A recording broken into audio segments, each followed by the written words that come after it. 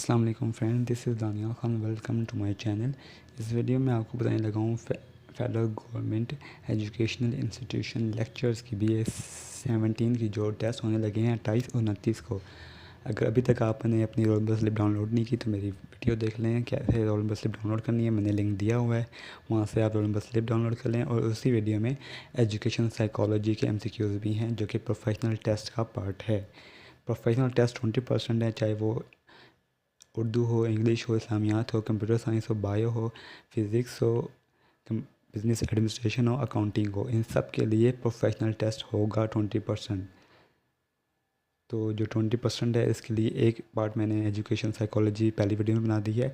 आज मेरी है दूसरी वीडियो एजुकेशन मेथोडोलॉजी, और तीसरा पार्ट बनाऊंगा मैं टेस्टिंग एंड एवेल्यूएशन पे।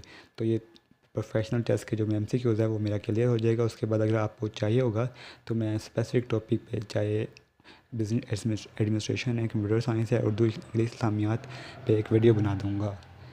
तो जो न्यू व्यूवर्स हैं उनसे रिक्वेस्ट होगी चैनल सब्सक्राइब कर लें ताकि जो भी इस हवाले से अपडेट्स हैं वो अब तक पहुँचती रहें। मैं ये जो एजुकेशन मेथोडोलॉजी है इसके MCQ स्टार्ट करता हूँ। सोलो एजुकेशन मेथोडोलॉजी या एजुकेशन टेक्निक्स के नाम से ये आपको MCQs मिल जाएंगे। अगर किसी को चाहिए हो और मटेरियल चाहिए हो तो मुझे व्हाट्सएप भी कर सकता है। सोलो का क्या है, एब्रीविएशन है structure of the observed learning outcome. Structure of the observed learning outcome. जो हमारा बोल्ड फॉन्ट है वो राइट आंसर है, तो मैं आपको कोशिश करूँगा सिर्फ वही आंसर बता दूँ ताकि आपका टाइम भी ज़ाया ना हो और आपको जो करेक्ट आंसर है फिर वो पता चल जाए। Solo taxonomy consist of level. जो सोलो टैक्सोनॉमी है वो कितने लेवल पे कंसिस्ट करती है? वो 4 लेवल पे कंसिस्ट करती है। C is the right answer. Solo taxonomy किसने प्रेजेंट की थी? एक थ्योरी है जो अगर किसी ने एजुकेशन टेक्निक्स या मेथोडोलॉजी पढ़ी होंगी तो उसको पता होगा। ये बिग्स एंड कॉलिस ने प्रेजेंट की थी। D is the right answer. Students are passive in. Student passive होते हैं कौन से मेथड में? ये मेथड्स हैं, तो C is the right answer, lecture method. Duration of lessons in macro lessons plan is. जो मैक्रो लेसन प्लान है उसमें लेसन्स का ड्यूरेशन कितनी होती है? 35 से 45 minute. D is the right answer. Macro lessons में ड्यूरेशन कितनी होती है? 35 से 45 minutes. D is the right answer. In British approach of lesson planning more emphasis is on. एक ब्रिटिश अप्रोच है कि इसमें किस पर ज़्यादा एम्फेसिस किया जाता है? Teacher and content presentation. Teacher पे और जो प्रेजेंटेशन है कंटेंट की उस पर। D is the right answer. American approach emphasis. American British approach उस पर फोकस करती है टीचर और कंटेंट पे, और अमेरिकन अप्रोच फोकस करती है लर्निंग ऑब्जेक्टिव्स पे। C is the right answer. Which is not the type of teleconference. इनमें से कौन सी है जो टेली कॉन्फ्रेंसिंग की टाइप नहीं है? टीवी टेली कॉन्फ्रेंसिस कोई टाइप नहीं है। TV teleconferences, audio teleconferences, video teleconferences, computer teleconferences. TV teleconferences is not the type. C is the right answer. Which one is accountable in cooperative learning.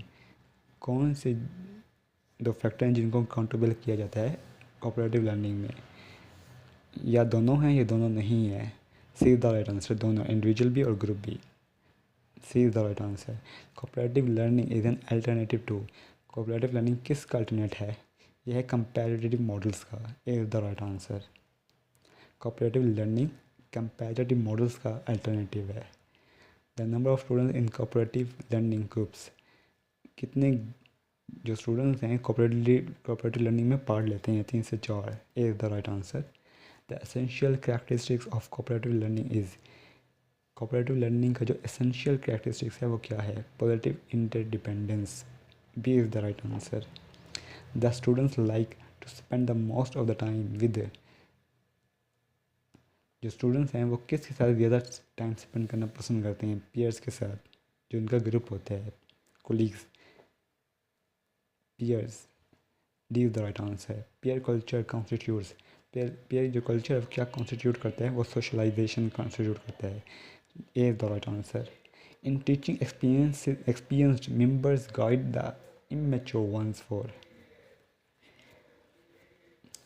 D is the answer adjustment of life which is not the focal point of triangular process of teaching.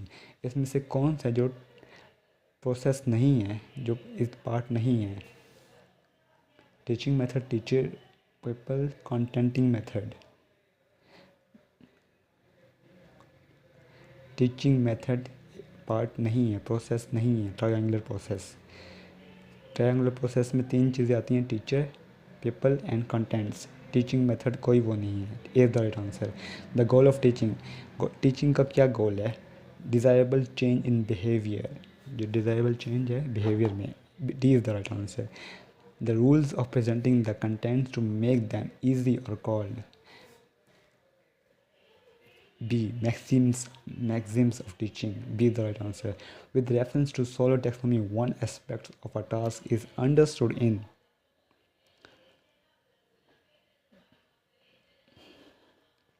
an unistructural level. A is the right answer.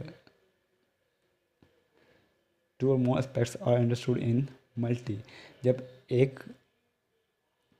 जब single taxonomy का हमने जायज़ा लेना होता है उसे कहते हैं यूनिस्ट्रक्चरल लेवल, और जब 2 और मोर एस्पेक्ट्स का हम समझ रहे होते हैं तो उसको कहते हैं मल्टी स्ट्रक्चरल लेवल। ये आप दोनों को कंफ्यूज मत कीजिएगा, एक है यूनिस्ट्रक्चरल, एक है multi structural. Integration is developed between 2 और मोर एस्पेक्ट्स। जब इंटीग्रेशन डेवलप होती है 2 और मोर एस्पेक्ट्स में उसे कहते हैं rational level. To go beyond the given information is extended abstract level. Beyond the information, given information, extended abstract level. D is the right answer. Symposium is a type of, symposium किसकी type है? Discussion method की। B is the right answer. Heuristic means to investigate करना। A is the right answer. Armstrong was the exponent of heuristic method. Armstrong किसका component है? heuristic method. D is the right answer. According to Kilpatrick, the types of projects are, Kilpatrick मुताबिक projects की कितनी types हैं? 5 types हैं। C is the right answer. Activity involves, activity किस चीज़ को इन्वॉल्व करती है? फिजिकल एंड मेंटल एक्शन को। D is the right answer. We move from specific to general in, हम एक स्पेसिफिक से जनरल की तरफ मूव करते हैं। कहाँ, किधर, किस मेथड के थ्रू? इंजेक्टिव मेथड के through. A is the right answer. Practice is made in, कौन से मेथड में प्रैक्टिस इन्वॉल्व होती है? ड्रिल मेथड में। C is the right answer. The Socratic method is known as, जो सोक्रेटिक मेथड होते हैं उसको और क्या कहा जाता है? Question answer method. D is the right answer. अगर आपने बीएड किया होगा या पेडागोगी पढ़ी होगी तो ये आपने एमसीक्यूज़ पढ़े होंगे, अदरवाइज़ थोड़ी आपको मुश्किल होगी क्योंकि ये लाजमी पूछे जाएंगे। पेडागोगी जब हम लेक्चर्स के लिए, टीचर्स के लिए अप्लाई करते हैं तो ये pedagogy, educational techniques, educational methodology question ये लाजमी पूछे जाते हैं। अभी FDEST का टेस्ट हुआ है, एलिमेंट्री स्कूल टीचर्स का टेस्ट हुआ है, उसमें भी सारे पेडागोगी के क्वेश्चन से अगर आपने पूछना है किसी से तो आप पूछ सकते हैं। तो ये क्वेश्चन लाजमी पूछे जाते हैं। विच is not true about projects, इसमें से करेक्ट जो नहीं है, it is teacher centred activity. Projects के बारे में कहा जाता है कि it is teacher centred activity, ये नहीं है। T is the right answer. Which one is not the type of lessons plan on basis of objectives? Micro lessons plan. The A is the right answer. A good drama does not include. एक good drama में क्या include नहीं होता? Very long play, वो लंबा नहीं होता। C is the right answer. Which is not the objective of drama role play to make rehearsal, ये ऑब्जेक्टिव नहीं है। D is the right answer. Drama और role play is useful for teaching, ये drama या role play teaching के हवाले से बात हो रही है। जब हम किसी बात को ड्रामा के ज़रिए या रोल प्लेइंग के ज़रिए समझाते हैं एक स्टूडेंट को, is useful for teaching history. Is the right answer. The main type of teleconferencing identified are, teleconferencing कितनी टाइप हैं? 3। B is the right answer. Which is not the advantage of team teaching, इसमें से कौन सा advantage नहीं है team teaching का? Better financial benefits, financial benefits का कोई जिक्र नहीं होता टीम टीचिंग में, तो D is the right answer. The hypothesis underlying team teaching is, observation जो टीम टीचिंग की है वो क्या है? The best teacher in schools are shared by more students. C is the right answer. CAI stand for, CAI का मतलब है computer assisted instruction. Computer assisted instruction जो एब्रीविएशन है वो आपसे पूछी जा सकती हैं, ये लाजमी याद कर लीजिएगा। विच is not the mode of CAI, question mode इसका नहीं है। क्वेश्चन 15 मोड होते हैं, tutorial, drill, simulation. Question mode नहीं होता, D is the right answer. Example of psychomotor domain is that student performs an experiment. Psychomotor मतलब होता है perform an experiment. B is the right answer. Example of cognitive domain is describe a topic. एक topic को describe करना. A is the right answer. The highest level of hierarchy is evaluation. Evaluation. C is the right answer. Student can design a laboratory according to the certain specification in which category of objective synthesis. B is the right answer. The number of domain in taxonomies of education objective. कितनी domains हैं taxonomies में? 3. B is the right answer. Cognitive domain की highest level कौन सा होता है? Evaluation. D is the right answer. The process of determining the value और worth of anything is, ये भी एवैल्यूएशन है. D is the right answer. Educational objectives को हम 3 डोमेन्स में डिवाइड करते हैं. B is the right answer. Taxonomy कब प्रेजेंट की? 1956 में प्रेजेंट की थी taxonomy. B is the right answer. तो ये थे आज मेरे कुछ क्वेश्चन जिसको मैंने जल्दी जल्दी किया ताकि जो आपका जो वीडियो है वो लंबी ना हो और आप ये सारे क्वेश्चन हैं वो देख लें. आपको एजुकेशन साइकोलॉजी की जो MCQs हैं वो मेरी पहली वीडियो में मिल जाएंगे और ये आगे आपको एजुकेशन मेथडोलॉजी के एक और वीडियो बनाऊंगा टेस्टिंग एंड एवेल्यूएशन की और एजुकेशन टेक्निक्स की. तब आपका जो प्रोफेशनल टेस्ट है 20% का ये पूरा हो जाएगा. आपसे एक बार फिर रिक्वेस्ट करूँगा चैनल सब्सक्राइब कर लें ताकि जो भी अपडेट्स हैं वो आप तक पहुँचती रहें. Thank you. अल्लाह हाफिज़.